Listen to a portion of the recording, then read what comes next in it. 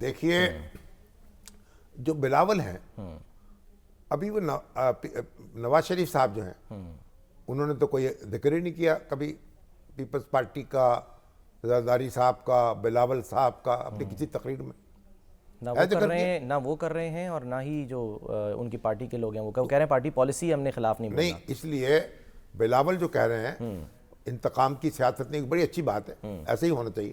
لیکن اب جو اس وقت جو مجھے پی ٹی آئی کے لوگوں کی جو شکایات مل رہی ہیں ان پہ جو کہیں افتاد پڑی ہوئی ہے، اب وہ ہوا رات میاں آذر صاحب جو ہیں ان کے گھر پہ پولیس جو ہے انہیں چھاپا مار دیا، یہ مجلس اس پر آواز بلند کرے نا بلاول.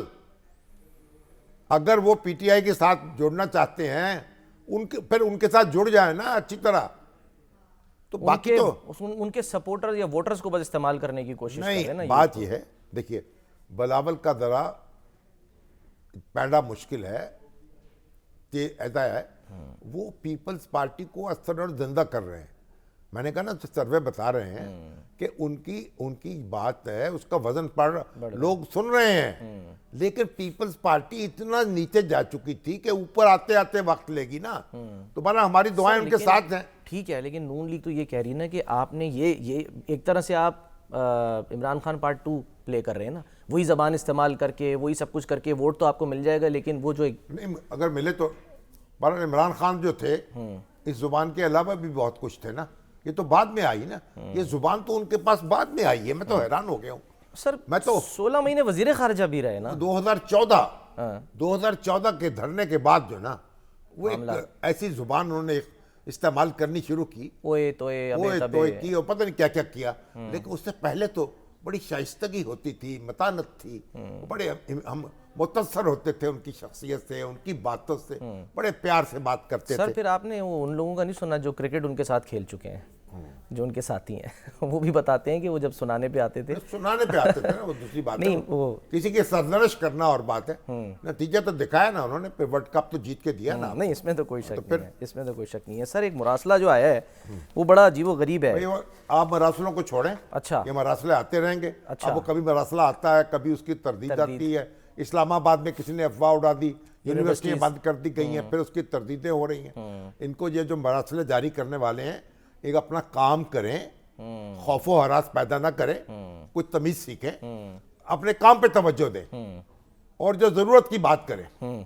اس طرح لوگوں میں خوف و ہراس پیدا کرنے سے کچھ نہیں ہوگا. سر کہہ رہے دہشت گرد جو ہیں وہ بیلٹ باکس، بیلٹ پیپر، انتخابی نتائج چھین کے لے جا سکتے ہیں. چھین کے لے جاتے. تو آپ کیا کر رہے ہیں؟ یہاں اتنی بڑی فورس ہوگی اور وہ اپنا یعنی آپ دیکھیں فوج کو آپ طلب کر رہے ہیں، پولیس کو آپ طلب کر رہے ہیں، 2,70,000 اور اس کے بعد پھر آپ کہہ رہے ہیں اس طرح کی باتیں کر رہے ہیں. کون بدتمیز ہے یہ؟ اس پہ کیا دیکھنا چاہیے نا. لوگوں میں خوف پھیلا رہے ہیں. خوف جو ہے اس سے مایوسی پھیلتی ہے. ووٹر نکلے گا نہیں سر پھر. ابھی تو آپ دیکھیں بڑی دلچسپ بات ہے، مجھے ایک بھیجا ہے ہماری بیٹی نے، ڈاکٹر سویرا نے، اچھا کہ یہ جو 128 کا حلقہ ہے، 128 جس میں اون چودھری جو ہے نا جی تحریک استحکام کے آئی پی پی استحکام پاکستان پارٹی، اس کے امیدوار ہیں وہ، اور ان کا نشان ہے عقاب. بالکل. تو اب وہ یعنی مسلم لیگ نون کے اور آئی پی پی کے مشترکہ امیدوار ہیں.